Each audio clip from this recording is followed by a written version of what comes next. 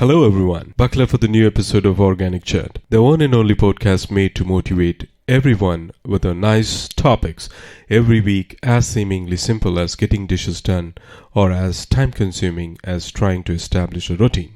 We all understand how many daily struggles in life can cause us to lose motivation. Sometimes having a lot to do can be overwhelming to the point of feeling hopeless, and we want to give up before we begin. Lack of motivation is often an issue with those dealing with both physical and mental health issues. We all understand that sometimes just getting out of bed is a task in itself. So once again, welcome you all to Organic Chat. This is PJ, your host. This podcast is all about not buying organic fruits or vegetables. It's all about bringing positive vibration within our family, community, and friends. It's been a while. I've been questioning myself, why is this life full of ups and downs? And why am I facing so many challenges in life? Why do I have to deal with this? Why me? We all ask that question, right? When life feels hard and unfair, when we are dealing with something that we don't want to be dealing with, then comes that hunt. What is this life for? Why we came into this universe?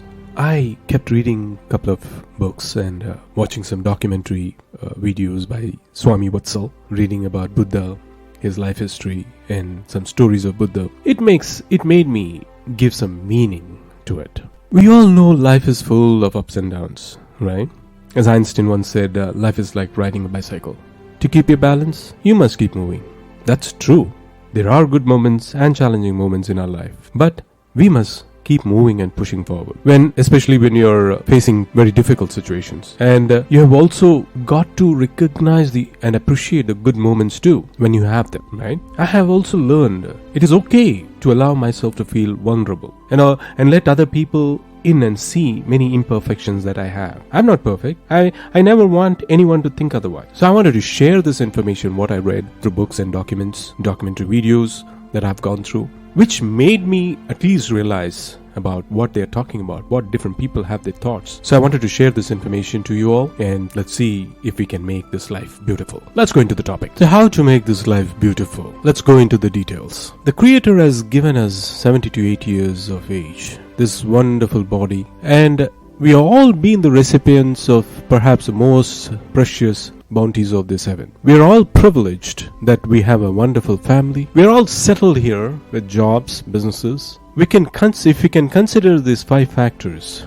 the healthy body, a wonderful family, good friend circle that we can relate to, fine academics, fine jobs, fine businesses, then all of us are into the selected 2% on this earth who don't have these 5 things together. We are the chosen ones. We need to understand why the life is beautiful and how to make it beautiful. As this is the wonderful human body gifted by God, if we can understand the preciousness of the gift by God, if we can understand the glory of the human life, then we can always get these thoughts and emotions into life and make it more beautiful. According to American scientists, a lifeless human body is prepared in the laboratory because when prepared in the laboratory, it is lifeless. But it's an imagination.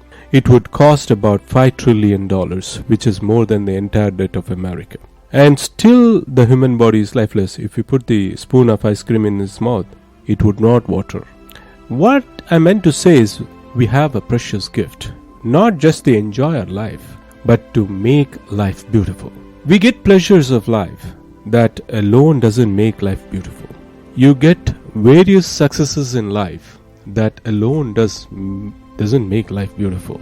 We get the richest in our life, luxury in our life. That won't make us beautiful. We get good connectivity, relations, and many near and dear in our life. That alone doesn't make life beautiful. There are certain kind of right thinking processes, right kind of attitude that makes life beautiful. There are certain right kind of emotions happening in the right time, getting expressed in the right time, that makes life beautiful. In short, a right kind of combination of head and heart makes life beautiful. Achievements, successes, and happenings, gatherings in life doesn't make life beautiful. Again, to repeat, the right combination of head and heart, right kind of thinking and right kind of emotions in our life makes it wonderful and makes it beautiful. So First, we have to understand the preciousness of the gift that we have. Somebody gives you a diamond and we know it's a precious and we preserve it well, right? In the same thing, human body that has been gifted to us, and when we are healthy, we know the preciousness. We know that we come to know that we how to utilize it, and the optimum, not just the energy level, not the entertainment level, but the optimum level that can make our life beautiful. This heart that I'm talking about, in an average lifespan, it pumps 500 million liters. Imagine the pumping capacity of the heart God has gifted to us. The kidney that we have, it has 1 lakh filters. Imagine the system that God has gifted to us. The liver that we have, it produces 200 chemicals a day that makes our day. The biggest chemical factory of the chemical factory is in Houston. The heart that we have, in an average lifespan, it pumps about 500 million liters. Imagine the pumping capacity of our heart God has gifted to us. The kidney, it has 1 lakh filters. Imagine the system that God has given to us. The liver, it produces 200 chemicals a day that makes our day. Every liver, it makes 200 different kinds of chemicals to make our day. Only that night falls for us. We start from morning till evening. It makes 200 in an order. If you squeeze a finger somewhere in the door, that pain sensors, it reports to the mind. I wanted particular chemical for curing this, for the relief, and the mind orders the liver. The liver never says no. There is no raw material. Even on the fasting day, there is a raw material. After it makes, immediately it tells the mind, it's your job to take it to the tip of that finger. Your order is ready, the mind says. From the liver commands the blood that carry this to the tip of the finger. Immediately the blood, it forms, takes that chemical, absorbs to the liver in between the cells and starts transmitting that. There is no logistics here, no driver, no transportation system is down. Nothing like that. No other organ can steal it or take it away. No theft in between, and reaches the tip of the finger which is required. This integrate, the chemical is released and we get relieved. It's a wonderful system. That's what I meant to say. Scientists say that if all the blood carrying vessels of our human body, an average 5 feet 4 inches height, in a normal 60 to 65 pounds, if all the blood carrying vessels are put in one line, it is network in the body. If it is put as one line, you know what length it can come to? Average human height 5 feet 4 inches, 60 to 65 kgs, or 120 pounds. The total length would be 60,000 miles. It would come to 60,000 miles, our network system. We have that 60,000 miles of networking in our body. Telecom people should be learning about this more. This is a very precious human body. We understand the preciousness, the possession that we have. The first takeaway is this. When we can understand the preciousness of the possession of what we have, we can make our life beautiful. Second thing to understand is the glory of the life.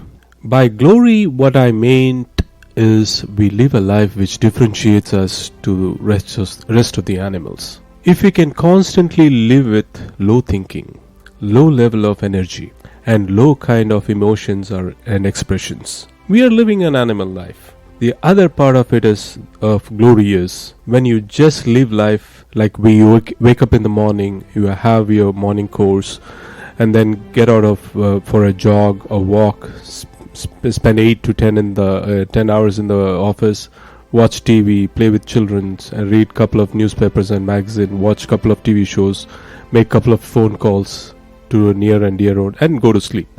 If this is our day, it is no better than a cat life or a dog life, because this even they do. As we go for a job, they go out for hunting. They bring praise to feed their children. As we enjoy with the family, they also have their family. They enjoy their evenings. So only this much is not the glorified human life. Life doesn't become beautiful. Glory of life to make beautiful is when you live with the right kind of thinking, right kind of emotions. So again, the word right kind of combination of head and the heart glorifies the life is two things. First, understand the preciousness of the human body, the possession that we have, the gift that we are given by the God. The second thing is understand the glory of human life, with what dignity we are supposed to live in 70 to 80 year lifespan. If we can live with the life thinking, and if we don't give a thought to it, we complete this 70 years life as a routine. We know that we have 24 hours a day, right? 24 into 60. That is, we have about 86,400 seconds in a day. Upon this earth, in this 86,400 seconds we have in a day, 1.5 lakh people leave this earth every day. That means every 2 seconds, 3 people leave this earth. We started this talk about 15 minutes now. 15 minutes gone. In 15 into 6 into 90, 900 seconds, about 1200 people left this earth. This is just an example. In this last 15 minutes, 1200 people, they left this earth. Third part of the story to make life beautiful is understand the limitation of the time that we have. Nobody can say that we will see many tomorrows, right? Can we say that? No, we cannot say we have many tomorrows. So that's the reason our great scriptures say, life, for they use it, don't waste it. And when they say this, 80-year life that we have, or 70-year life that we have, 8 hours we sleep, clearly and directly proportional, 1/3 of the life we are sleeping. 70 years that we live on this earth, we are sleeping 23 years on bed. We don't know whether we are existing or not. We live for 70 years, but 23 years we are sleeping.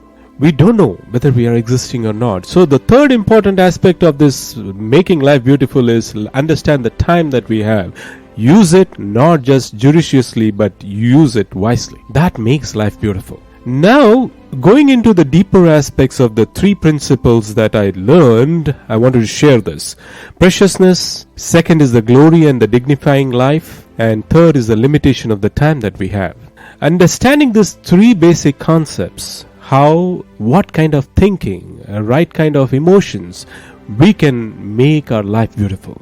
The first thing, right kind of thinking. When I say right kind of thinking, at the end of the day, we all have a bundle of thoughts, right? What we think the whole day, we become in the evening. What we think a whole life, at the end of the life, we are going to become that. If you think right, if you think high, if you think ethical, we are going to live not just the wonderful, beautiful life, we live the wise life. Thinking make all the difference.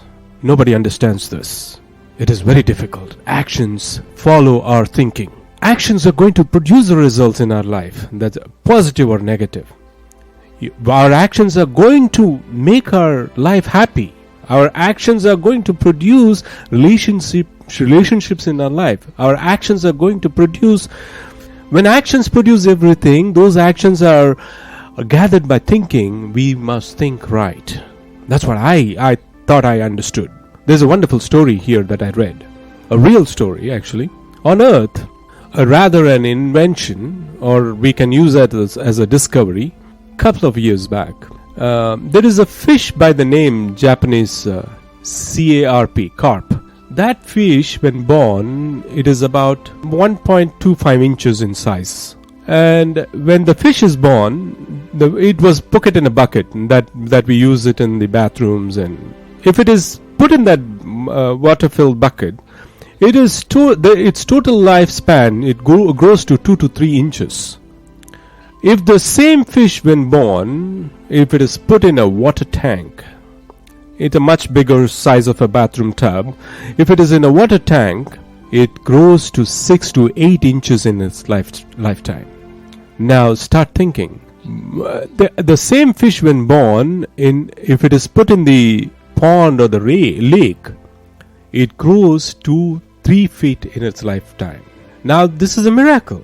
This This baffled the scientists years and years. Why with the same DNA, the same xylem, in the lifetime, one grows to 2-3 inches, other goes to 6 inches, third one to 3 feet. Same xylem and same DNA crossed all logics. This was beyond the logic, beyond the human intelligence. After much experimentation, they came to a conclusion. They wrote a beautiful sentence at the end of this experimentation. The concluding sentence was, you grow in life according to the thinking limitations that you accept in your life. The fish, when put in the small tub, it accepts its limitation. This is the maximum space that I can swim. That acceptance of the limitation, it grows only 2 to 3 inches. But when it is put in the pond or the lake, it has the basic thinking that during the growth that I have a big area to swim. That thinking makes it grow from 2 to 3 inches in the lifespan to 3 feet. And the final concluding statement of this group of scientists who discovered all this experimentation in the life, they wrote, same with the humans. This is not physical. We grow 5.5 and 6 foot, and that is okay. It is lower in the ladder in the animal phylum. For humans, it applies to mental and emotional growth. The limitation that we accept in our life decides the mental and the emotional growth of the life. Life will not be beautiful if we accept only the limitations in life. Human mind is capable to unimaginable growth. Human mind is capable to the unimaginable growth.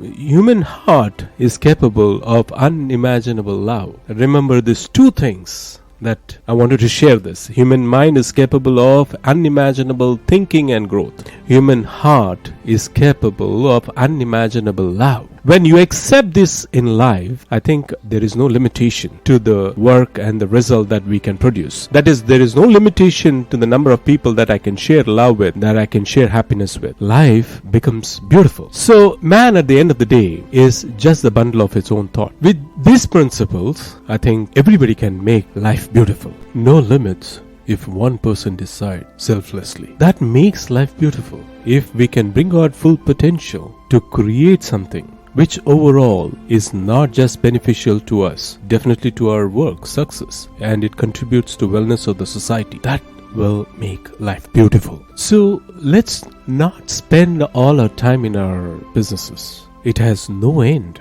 and we cannot drink the whole sea of our profession, right? So there should be a limit for our profession to a certain level. Spend some time daily, some time, some energy, some of our resources, some of our money to a good activity, for a good cause, which is close to our heart. And that is how selflessly contribute to the upliftment of our society. Some way of the life that will, along with our achievements, some rate of satisfaction in our life. That makes life beautiful. So let's not run behind the money every time. The amount of money that we have in the bank account when we die, the extra work we have done, we shouldn't have done that. We will not be able to take the whole money with us when we die.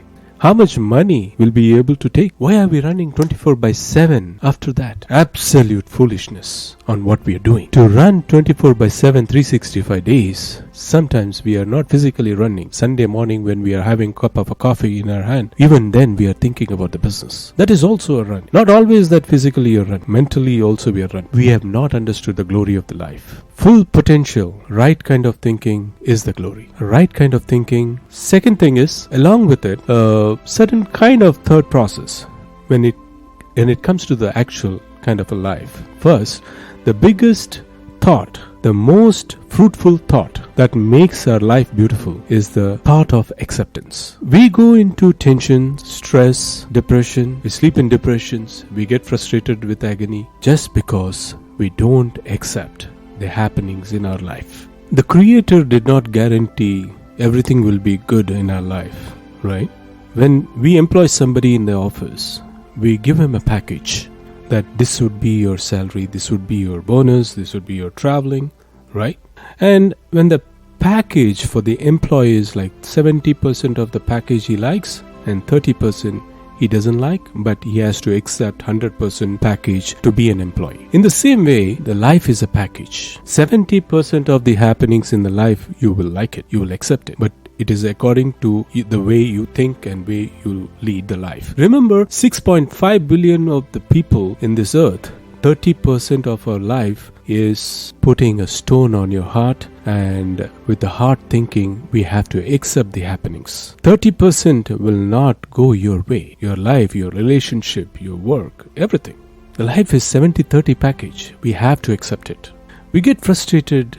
Why we slip into depression? Why we feel sorrow in life, grief in life? We don't accept the happenings. Why with me? Why is this problem with me? Why did it happen to me? Is the life customized for us? Life is a package. We have to accept it. If you accept it, the life is beautiful. But what I've learned is there's a 3 sentence called thinking. Right kind of thinking at the right time. A negative happening or a shock or a disaster or a failure or a setback. First sentence that you need to think. Let the creator wish prevail. I accept it. Second one, that I tried my best to have success. I put in all my resources gifted to me and the other resources that I've developed in my life. I put both my resources. Now, if the final concluding outcome is against my wish, fine, I accept it. And the third sentence, I've decided to do it. I will make it happen in another way. This makes life beautiful. This is the way we have to think. The right kind of thinking makes our life beautiful. The second aspect to make life beautiful is always remain wedded to the rightness in life. What is right, from thinking to actions, do it. What is wrong, from thinking to actions, leave it. That will make our life beautiful. Don't get attracted to things that, towards people, towards pleasures that can destroy our life. Things, people, and pleasures. Don't get attracted towards those. Power will destroy our life. This sentence carries too much of weight. It needs deep thinking. It needs strict practice, practicals in life. So when it comes to money, when it comes to relationships, we have to be right. Otherwise, it has a power to take away the life from you. It has a lot of power. Life, you want to make it beautiful, you have to make it worrisome. And nobody is above the law. Rightness of living in all walks of the life. The money that not belong to you, don't even spit at it. That is the dignified life. I would die even touching the money that doesn't belong to me. That is dignified life. That is the glorified life. At the end of the life, at the age of 80, you can put an eye on anybody's eye. You can look straight into anybody's face with that dignity. That is nothing wrong in my life. I haven't taken single penny from anybody's pocket. That is the dignified life. When you come to know that is not mine, just live it. That sprint of happiness, that joy, that will make our life beautiful, which is not ours. Or if you have taken it, or if you have kept it in locker, it has the power to accumulate other wealth of yours and go away one day. This is a very practical thing. This is very, very practical. The king of the skies, you can take it. Anybody, you take it in life. It's a fact. The money doesn't belong to you. It will not remain with you. This is a statement given by all practical people. If you don't pay that money, sometimes we have to pay for the accumulation of the wrong wealth. Sometimes we have to pay by passing away your dear ones. That is also a payment. We have seen that in our eyes. We have seen that practically with a lot of people. That will ruin our life. To make our life beautiful, don't look at things. To make our life beautiful, don't look at things that doesn't belongs to you. I'm happy, he's happy. Let him enjoy his life. Let me enjoy my life. Everybody cannot be a rich person, right? Somebody has to work for the rich person. So, right kind of thinking will give us joy and make our life beautiful. So, ethical working is beauty in life. Things that doesn't belong to us, leave it. That is the beauty of life. A sense of satisfaction by our work, energy, resources and achievements is the beauty of our life. Because at the end of our life, you will not repent. You will repent of things that you did not do. I would like to conclude this episode for this week with a short story of Gautam Buddha. Once upon a time, Gautam Buddha, while walking with his disciples, came across a village. He decided to stay in the village for a couple of days with his disciples. This news spread like a fire in the village that Gautam Buddha has come to their village. Hearing this, people started coming to see Buddha, and they started asking for the solution for their problems. Buddha was also giving them all sorts of solutions to their problems. Meanwhile, a villager said, Buddha, O Lord, all of us in the village make our living by working hard, and we thank our Almighty for whatever He has given us. But there is one person in our village who does not do any work and keep blaming Almighty for his poverty all the time. He always keeps cursing and abusing the Almighty. If we try to stop him, he starts abusing us too. We do not understand what to do. The Blessed One said with a smile, You guys please bring them with me. One village said, Oh wise man, that person is very rude. He can also abuse you, and we can see him insulting you. Therefore, it is not appropriate to call him here. Buddha smiled at him and said, Don't worry, you bring him here and tell him that I can solve his problem. After listening from Lord Buddha, few of the villagers went to bring him. At first, the person refused to go to Buddha and said, All sages are hypocrites and they are all fake and I will not go to anyone. But when some villagers told him that Buddha can solve your problem, he agreed. On approaching Buddha, that person stares at Buddha and said, Tell me what's the matter, why have you called me here? What do you want to tell me? What do you want? What you want to abuse Almighty. Why should I not abuse Almighty? What He has given to me, it gave me this useless body. But money is also needed for the body. Why did not Almighty give me money?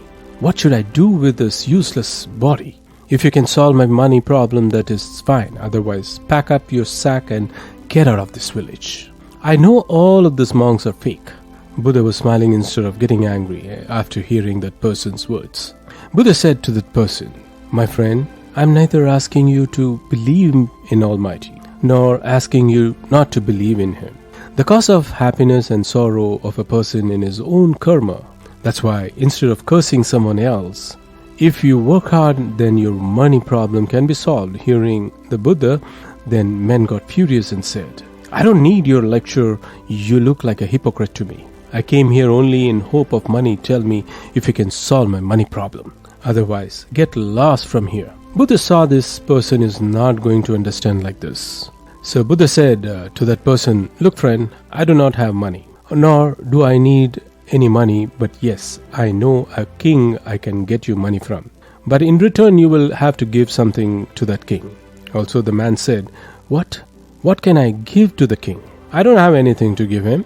Then Buddha said, The king has a son who is blind by birth. King's medical advisors have said that if they can get the eyes of a living person, then they can cure the eyes of the king's son. If you give both your eyes to the king's son, then the king will give you gold coins equal to your weight, and then you can live your life with ease afterwards.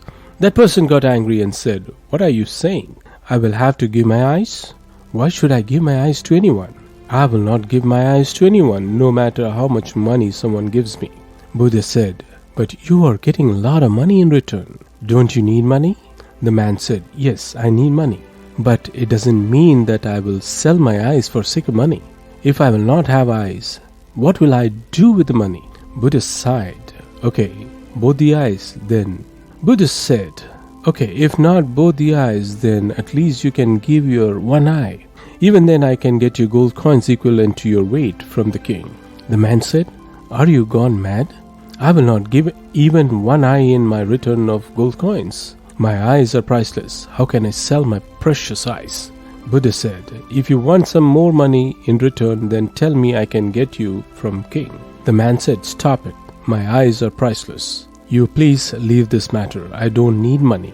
I don't want to sell my eyes at any cost. Hearing this, Buddha said, My dear friend, just a few moments ago you were calling your body useless. But now you're saying that your eyes are precious. Your eyes are just a small part of your body.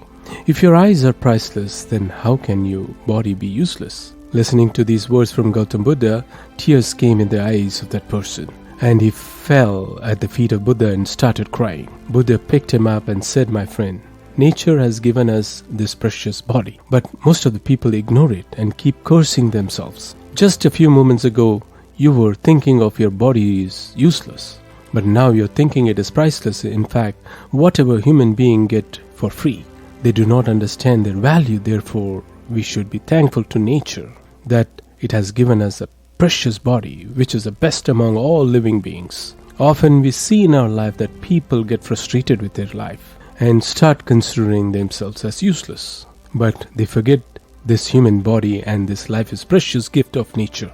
Human body is the best creation of nature because only man has the freedom to do good or bad deeds. Only human mind can decide what is right and what is wrong. Animals or birds do not have this freedom. Therefore, on getting such a priceless human life, we should always thank the supreme power who gave us this life.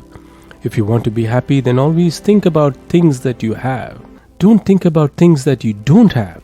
Now it is up to you whether you consider yourself lucky or have got a human birth. When you become sad, focusing on your attention on things that you don't have, decision is yours. Thank you until my next episode.